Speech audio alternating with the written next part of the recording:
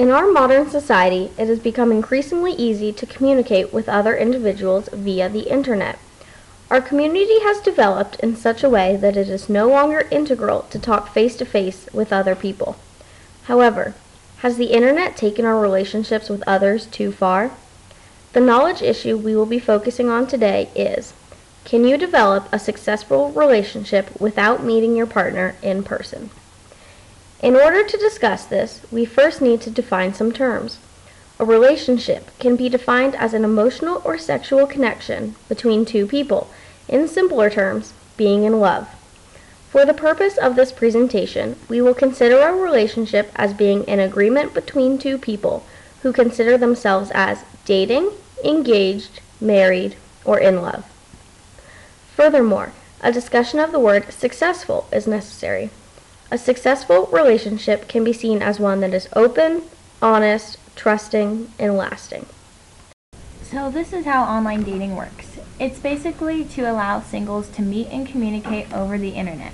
You start by creating a profile with basic information about yourself, such as gender, age, location, and interests, and at least one photo. Most online dating services allow you to browse or search through member profiles, although a few, such as eHarmony, only allow users to view profiles of matches who have already been deemed compatible by the sophisticated algorithms that these sites use. And also, members can communicate by sending messages to each other or indicating interest in other members without having to write a personalized message. A new phenomenon that has developed recently is called catfishing.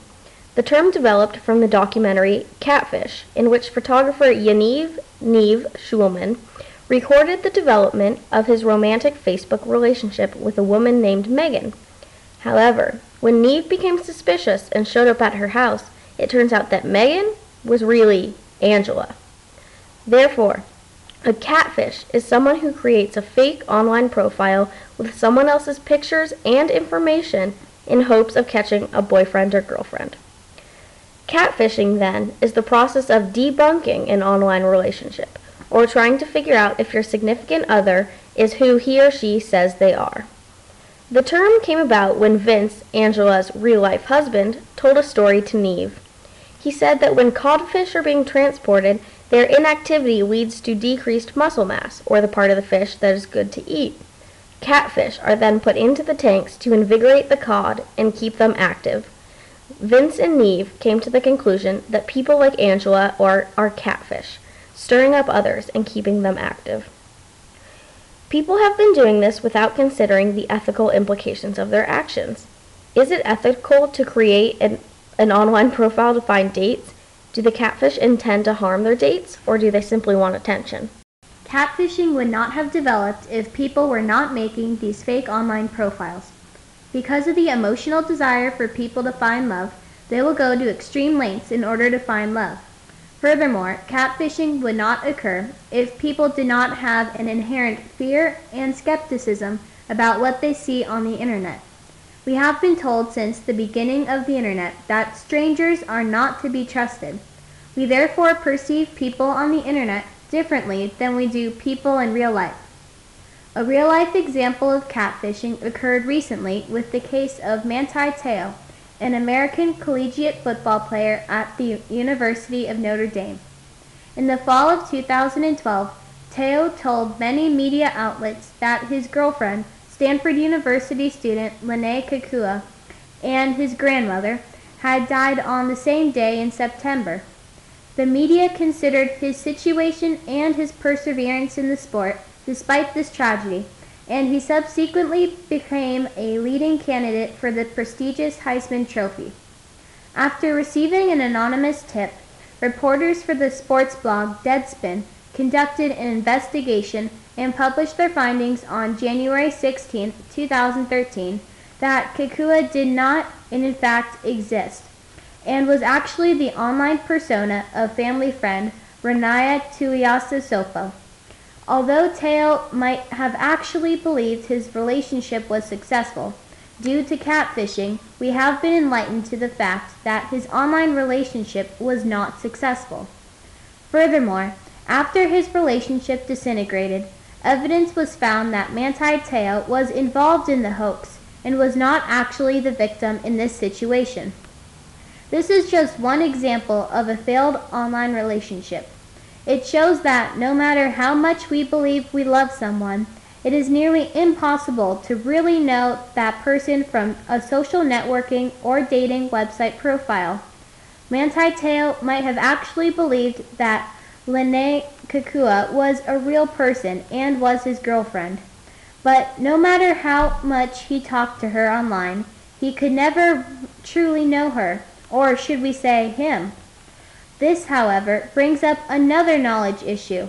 How do we really know someone? Is it possible to ever actually know someone?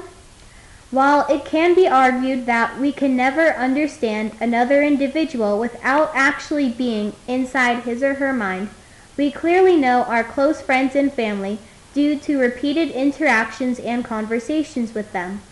Online, however, those interactions are limited to talking over a message, chat, etc. We are never able to really see someone for who they are, both physically and mentally, without ever talking to them in person.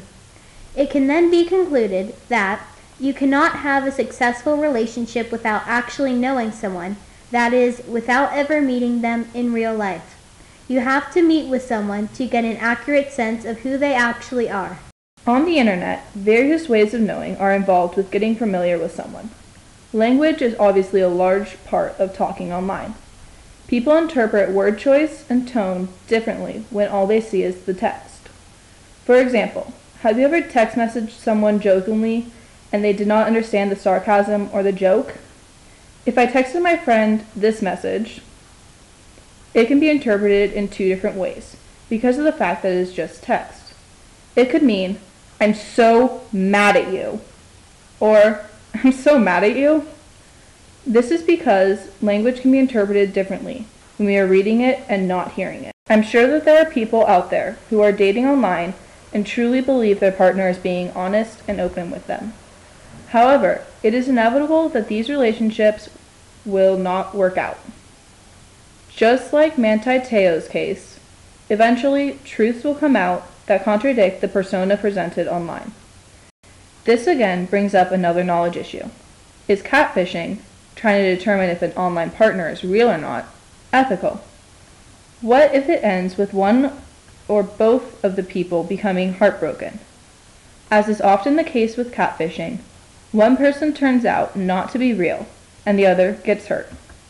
Neve Schulman states that the process of catfishing is not about pulling the rug out from under people, but is instead intended to document these relationships and show others that they are not alone. While it is, some would argue that you can have a successful relationship without meeting someone in person. The best argument for a successful online relationship is intuition. People often say that when they meet their significant other, whether online or in person, that they just knew that he or she was the one. They can't reason this out, but their intuition has told them that it was right.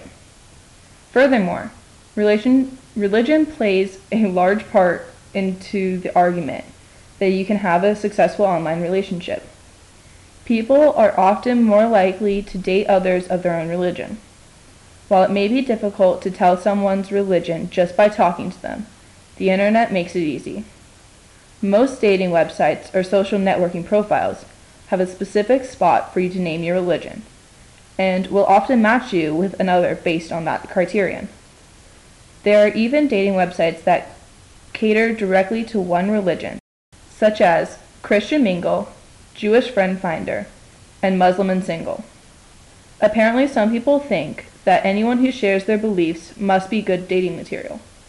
They falsely believe that simply because a person's belief set is the same as theirs, that they must be open and honest on the internet. Furthermore, the ancient philosopher Plato argued that Platonic love, or love of the mind and soul, is the highest form of love. He thought that physical love had no basis in a relationship. This concept can be applied to online relationships. You obviously never get physical with a person you are talking to, and the attraction is purely based off of language, or as Plato would say, the mind.